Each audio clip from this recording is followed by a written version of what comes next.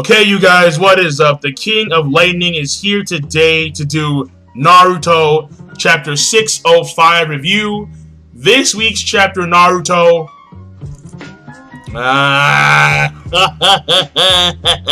This week's chapter. You know what? Fuck it, right? Let me do the summary first, and then I will go on into the review. Because this chapter, Naruto, yeah. Alright, so this chapter starts off, and we see the aftermath of Kakashi stabbing Rin with the right key. And we have a bird's eye view, and we finally see these Mist Ninja. Again, I don't know why these Mist Ninja are in the Hidden Rock Village. I have no idea, but they're there, chasing Konoha Shinobi, which is kind of weird, but whatever.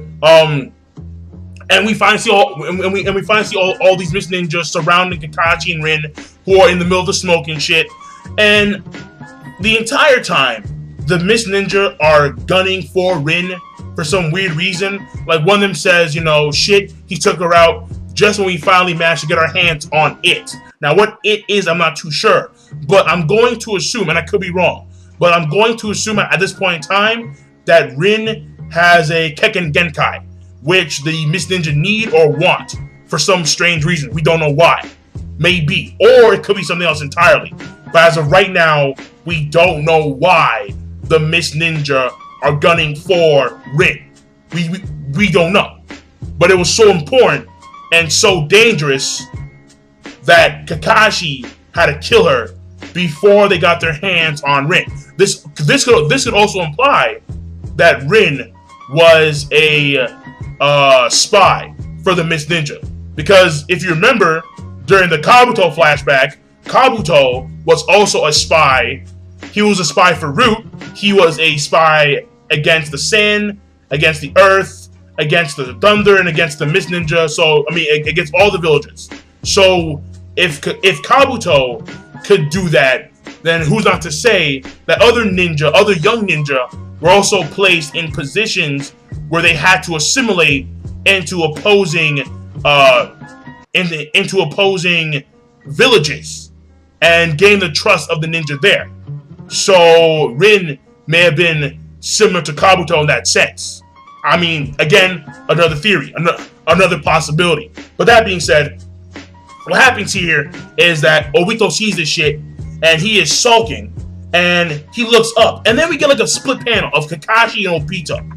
And Kakashi and Obito are looking up, and then their Sharingans evolve into Mangekyou Sharingan. Now, I will get into that later in the review part of this video.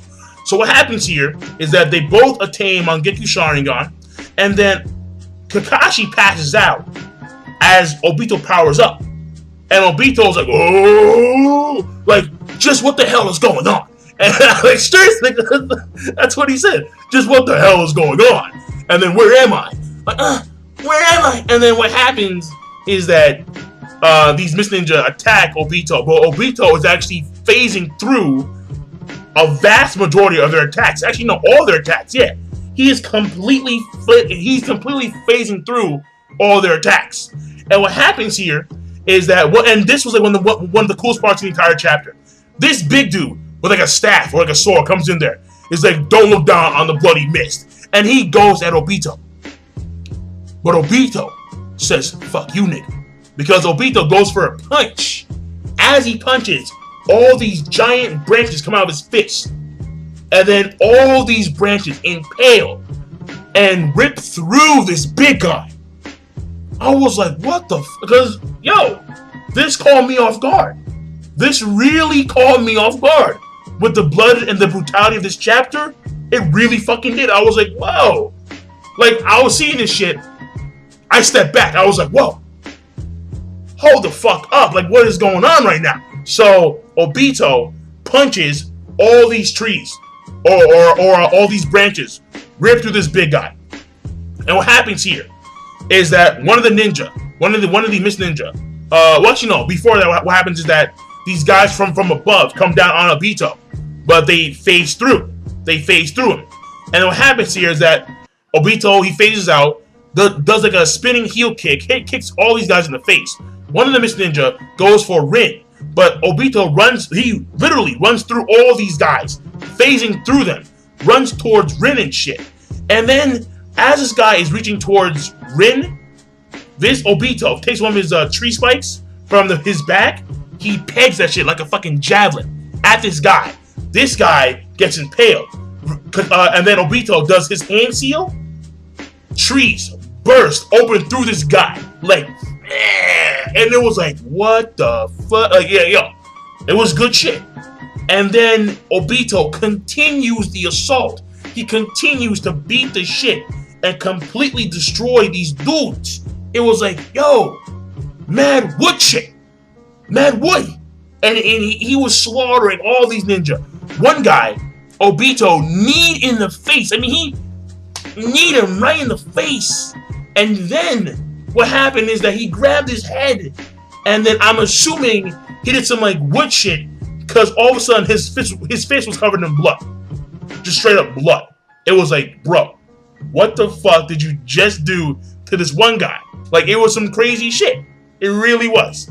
And then, at the end of the day, what happens here is that Obito, the last scene we see of him fighting against the Mist Ninja, he yells, and they're like, oh, all of a sudden nighttime, and all these trees. And this is the best, again, the best part of the chapter.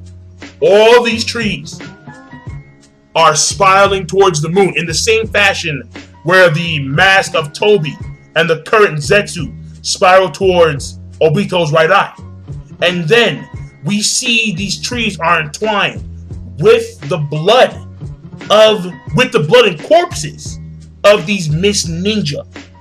And then it's raining down blood. And then we see Obito, last page, we see Obito staring up at the sky. And there's a pool of blood beneath him. And then he says, right now, I'm in hell. And then we see his left eye completely immersed in blood. And that there is the end of the chapter. This week's chapter, Naruto.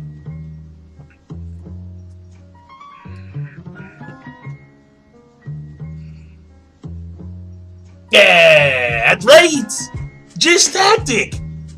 Oh, man. Yeah, relax. All right, it's clean. It's clean. It's clean, dudes. All right, chill. But yeah, like, yeah, honest to God, this week's chapter Naruto, it was I liked it. I liked it a lot. Why is that? Because I have never ever seen this level of blood and gore in the Naruto series. Period. I've never seen this much blood and gore in the Naruto series.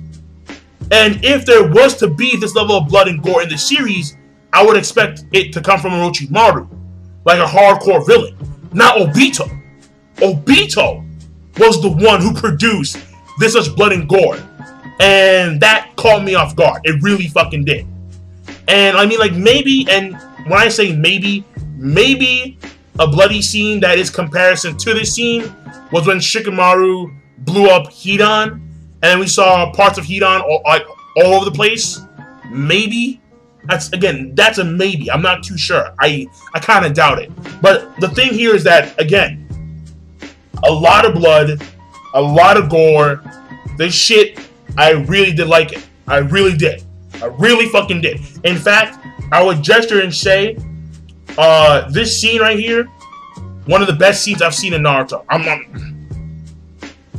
Cause I'm telling you right now. And what shocked me was that at the end of the night, he wasn't angry. He was numb. He was fucking numb. He was so fucking numb. It was like, what? Like, he wasn't angry. Like, you would think after all this fighting, or after all this blood and shit, he would be on his knees, yelling at the sky and shit, like, all that shit. But no. He was just numb. Just straight up numb. And that caught me off guard. So, this chapter, I liked it. I really did. However, from a structure standpoint, this chapter is subpar. I know. I like this chapter a lot. And I don't care. I personally don't care that this chapter from a structure standpoint is subpar. However, as a reviewer, I have to address that this chapter, from a structure standpoint, is subpar. Why is that? Plot holes. I mean, the problem here is that Kishimoto, he will answer a bunch of questions. He will answer a bunch of questions in his chapters or in his series. But then a flood of new questions comes in. And it's like, what the fuck? So, the major problem here, like the major plot hole I see here, and there's two of them, is the Mangekyo Sharingan. It's like, what the fuck? Like, like, when the fuck did this happen? Like, no.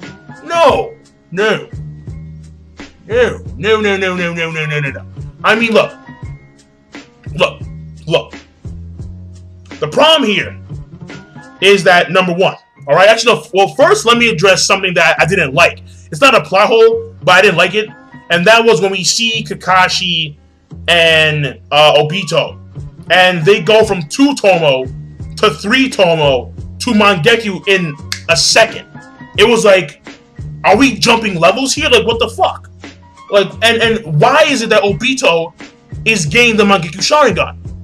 According to Itachi, for the longest, he stated, you have to kill someone who is important to you in order to gain the Mangekyo Sharingan. Obito did not kill Rin. It was Kakashi. So it makes sense for Kakashi to obtain the Mangekyo Sharingan. It does not make sense that Obito got the Mangekyo Sharingan. I don't give a fuck if their eyes are linked. It still makes no fucking sense.